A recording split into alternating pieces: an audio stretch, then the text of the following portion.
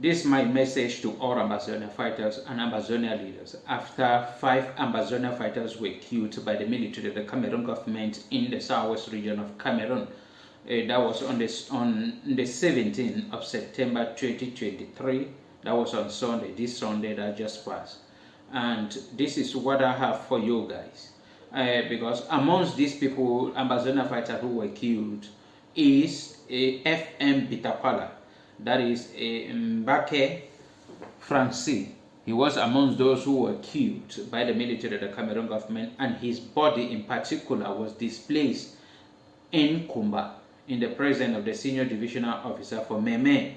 And we all know who FM Bitakwala is. He was the communication secretary or the spokesman of the Ambazonia People's Liberation Council, APLC.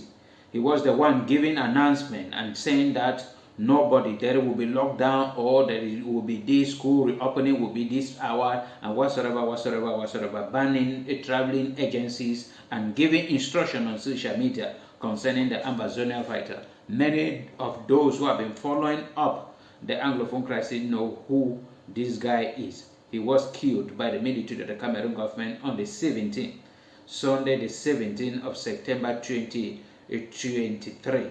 And this is the message I keep on saying, that many Southern Cameroonians are going down into their early grave because the leaders of the Ambazonia keep on deceiving them that they will fight until one day they will achieve independence. I say the independence of Southern Cameroon can come through, can be real.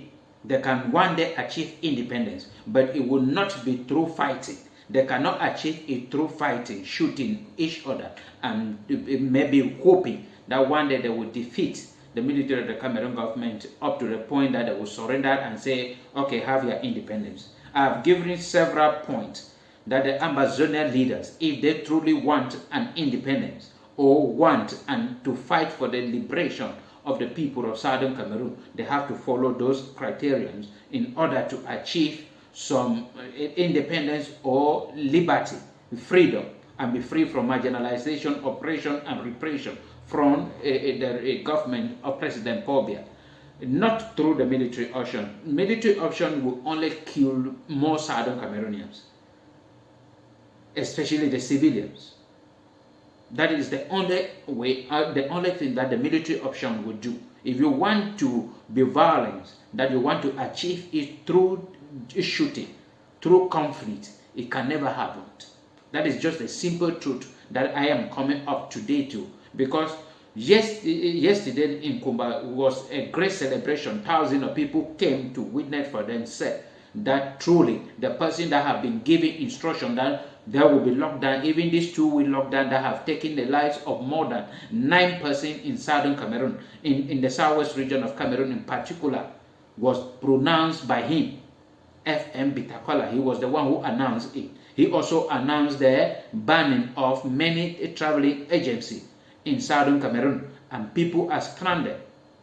And when the news came out that he was killed alongside 4 other Ambazonian fighters, many people came out to see for themselves. And this is their own brothers. These are people, Southern Cameroonians, killed, and other Southern Cameroonians are celebrating. And many of you will not sit and ask yourself, why are they celebrating? These people came out in 2017 in support of what went wrong. The military option is the terrible strategy that have pushed many Southern Cameroonians to stand against those fighting for their freedom. Because the military option came with a lot of calamity, like kidnapping, killing, torturing, burning of property as punishment, in order to force people to obey your instruction and to fear you and to support you. And these have built anger, instilled fear in many Southern Cameroonians, and that fear has pushed them to a point where they have to be turning around to fight, to even breathe.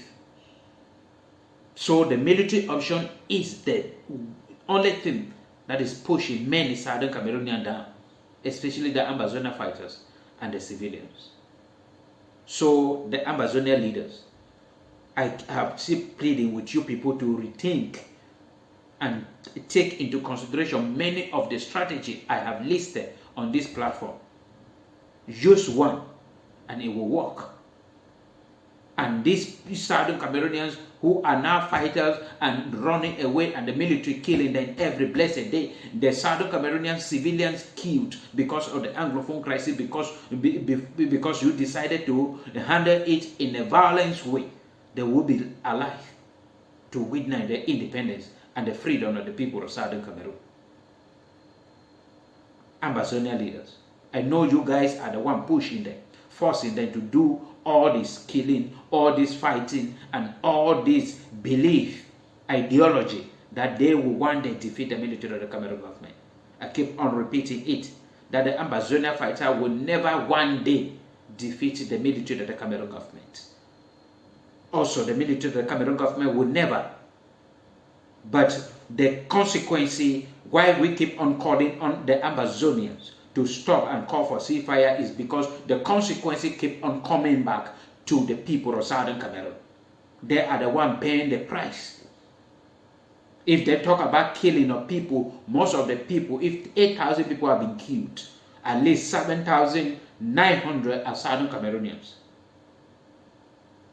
And if we talk about more than 200 villages burnt down, totally, there are villages in Southern Cameroon.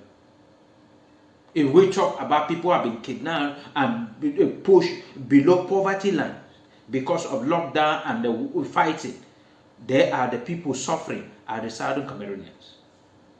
So ceasefire is the only way out. And you people should take into consideration most of the strategy I have given to liberate the people of Southern Cameroon.